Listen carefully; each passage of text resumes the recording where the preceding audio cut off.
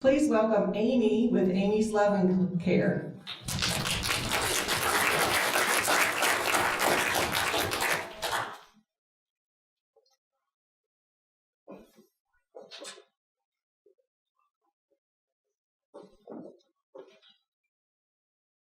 I'm going to start off by saying I'm really nervous. I haven't got up and spoke in front of anybody in a few years, so hopefully you can hear me. My name is Amy. I own Amy's Love and Care. We've been in business for 20 years. Our goal is to help people stay at home if that's what they want to do, senior citizens.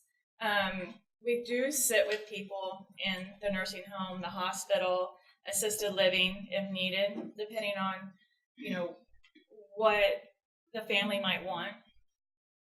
So I started the business originally. I worked with seniors. I was working for John Knox Village and I worked in hospice and their home health and their assisted living, their nursing home. So during that time, I had people in this area asking me, do you know anybody that can help me? Do you know anybody that can provide, come in and sit with my mom or my dad? And really, I didn't really know anybody.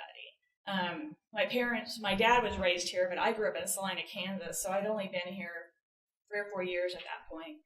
And so I realized that there's clearly a need for service in this area because there was not any home care agencies here.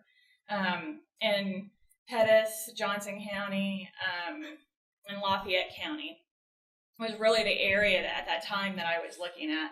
So during that time, I actually ended up working as a nanny, and she basically said if I got pregnant, I could, still work for her and bring my baby. And so my goal was, when I started the business, I thought, well, what I'll do is, start the business, I want to be able to stay home with my kids.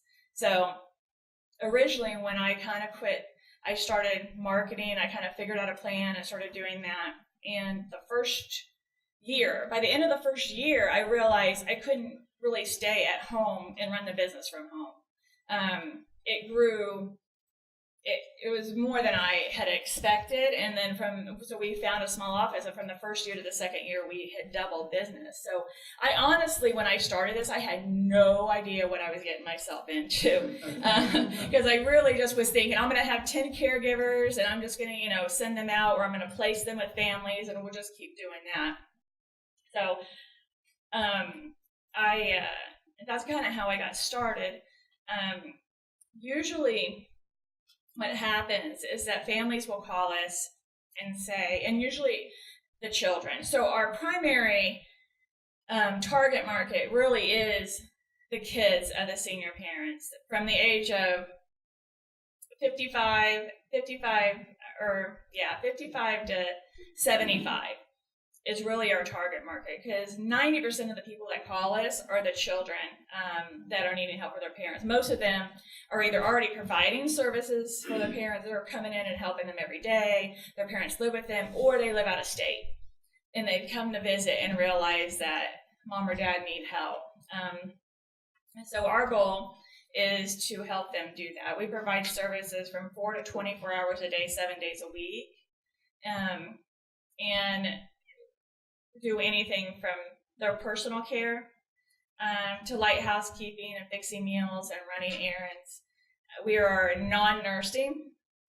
And there's definitely a difference between home health, which provides nursing care, and home care. So we're considered private duty home care.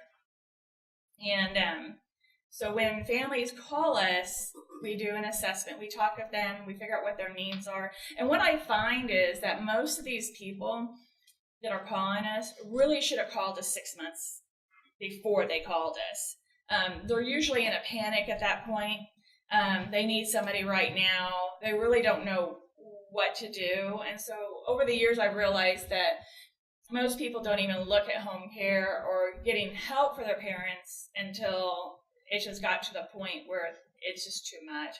And I know that a lot of times, I'm going to say, their parents are very stubborn. So I hear this all the time that, they think they can do it on their own. They've been getting by, and it gets to the point where either one of them ends up in the hospital, or mom is taking care of dad and she's not feeling well and she's starting to not look good, or she's ends up in the hospital, and that's where we usually come in to help people. As far as our caregivers go, we do screen everybody: criminal record, driving record, background check. It used to be, and references are very important to me. They really mean the most. I find that probably over the 20 years I've done this, I've maybe had 2 bad background checks come back. Because most people that know you're going to do a background check, if they have a record, they're not going to fill out an application. So the references, it used to be way easier to get references for people. I used to be able to call, find out, how long they worked at a job, and people would talk to you about the person. Now, when we get references, we're lucky if we can just get, yes, they're rehirable, or no, they're not, and how long they've worked at a job. So how long they work at a job means a lot to me. If they fill out an application that's 2 months at this job and 3 months here and 4 months there, I don't even bother.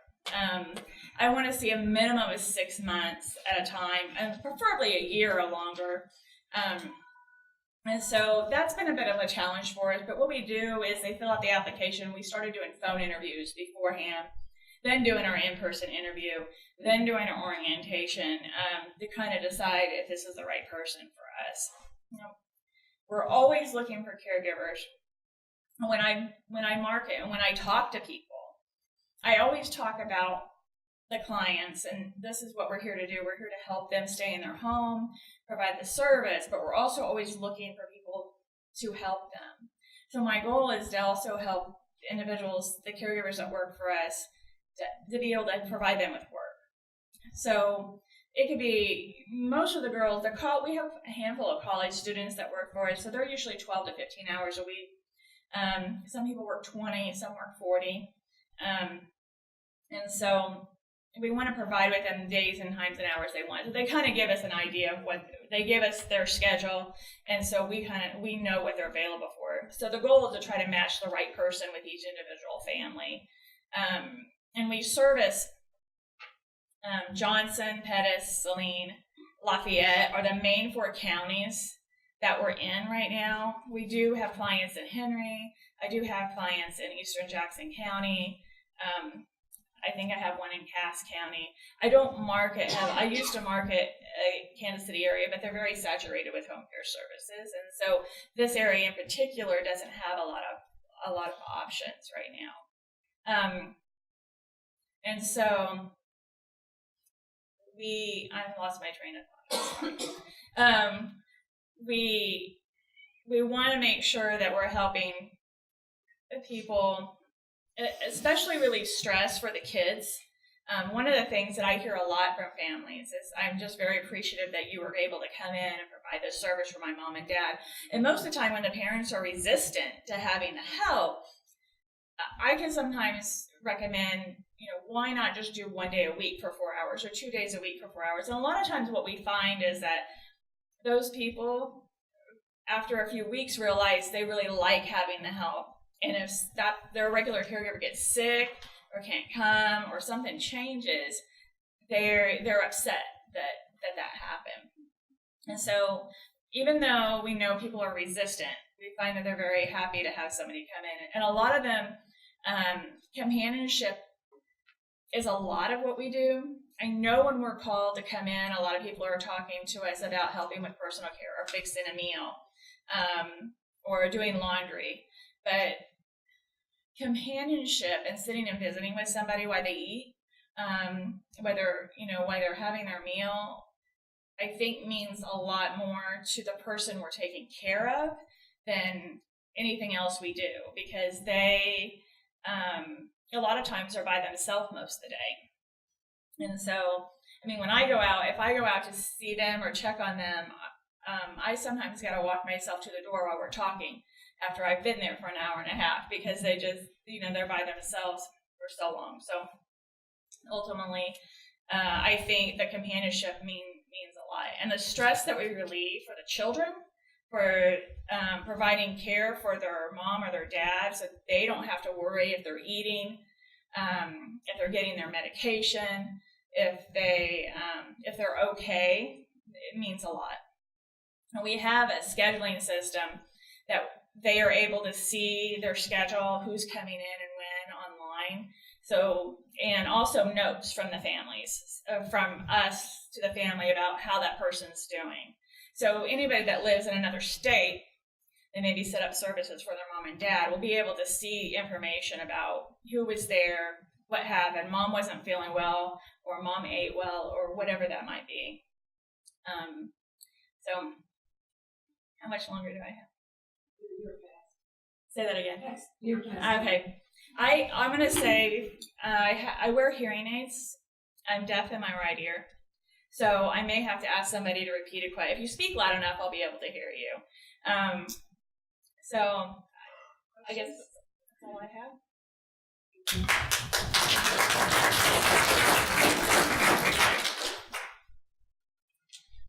Are you a franchise? We're not. It's my business, and we've talked about it, but there is a lot that has to do with franchising. We have been asked though by a couple assisted living to provide staffing for nurses or CNAs. So we are looking at that right now. So are your employees W-2s or are they? Yeah, so good question, because when I started, all of our caregivers were independent contractors. So for 14 years, they were all independent contractors. And then we switched over to employees about 7 years ago, I think. A couple of reasons. One is the state was really pushing for it, and I really did not want to deal with any problems. What I found is that I definitely have more control now as having them as employees. But when I started the business, I think the way for me to go was having independent contractors at that point. In order for me to be able to start it, I started this business with $200 and not knowing what I was doing. So being able to have independent contractors was really the way for me to go. I probably should have switched to employees sooner than I did. I didn't realize, I was scared to do it, but I didn't realize how much of a difference it would make. What's your greatest need right now? That's a good question. Caregivers. I mean, we need people that want to help people. We need people that have a caring heart, that want to provide service. And we service such a big area, we need caregivers in all different areas. So I would say, yeah, caregivers, and then just making sure that people know that we're here. I have a lot of people that just don't. I've been in business 20 years, and sometimes it's surprising that somebody says, I didn't even know you were here. I was looking for somebody for my mom 5 years ago, and I'm thinking, how do you not know? But, so making sure we're here, and then sending people that really want to do this type of work.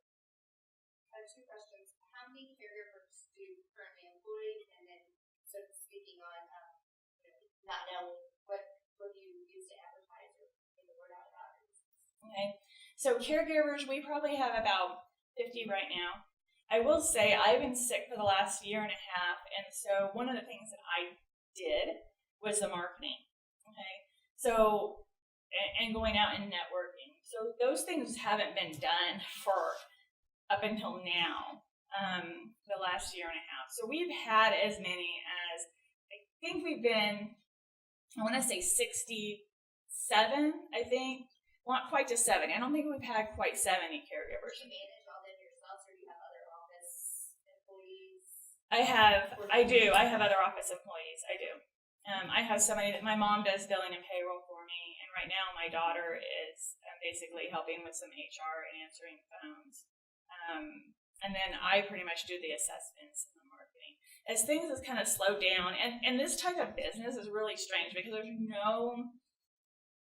every year is different. We'll be really slow for June and July, and then next thing you know, August is crazy, but it's not consistent. And we average about 3 to 4 clients a month, but they don't call once a week. I usually get everybody within a week period saying I need help now. So, and you asked about marketing. And so really networking. And most of I ask everybody, how did you hear about us? So word of mouth, the social workers at the hospital, hospice, and home health agencies are really good referral sources for us. And we're trying some newspaper ads. I've thought about radio. I've done it in the past, but I just talked to a friend of mine that I helped get set up that's up north that does the same thing. And they're doing radio ads. And she's sending people to me because she can't cover, I think she's getting people from Lexington, and she can't really cover that area. So we were talking about maybe working together on trying to maybe do an radio ad together. That going through this at the moment, and but I'm doing it in South Dakota, and which is why you don't see me much, is because I'm in the process of moving to South Dakota to do this. But what I did up there was looked online, just because I didn't know where to go. I wasn't, being an out-of-state Right. person, so while online might not have worked for the insurance as well, probably. I have a think of an website, online yeah. presence. I have a website, and I noticed over the last few years, I'm getting more people saying if I ask how they found me, especially if they're looking for the parents and they're out of state or they're out of this area, they Googled it. I mean, they Googled home care in whatever town, and that's how they found us is by doing that. So definitely our website, and I get compliments on our website a lot, so I know people are looking at it. You touched on that while your caregivers aren't necessarily nurses, and looking at your flyer, talk about medication reminders. Does that mean that you can go and say, okay, here on your shelf is the medicine, or does that mean here's the medicine if they can't get up? But, how does that really work? Is there a Yeah. line or? Normally what we encourage them to do is have somebody set up their pill boxes for them. We cannot do that. Now, we can sit and watch. Now, some people are able to set up their pill box, and maybe mom or dad don't want to give that up, but we can sit and watch while they put their pill box together. And normally we encourage to have family or somebody else to do that. If they just have a couple meds that are in bottles, we can also remind them to just flat out remind them to take their medication. So, yeah. And this is a follow-up. Is that something that maybe as you expand your business, is that something you might look at incorporating? Expanding it. Yeah, Yeah. If you wanted to get nurses to Yeah. do that sort of thing. Right. Yeah. That's what I'm looking at right now is trying to figure out what it is I want to do.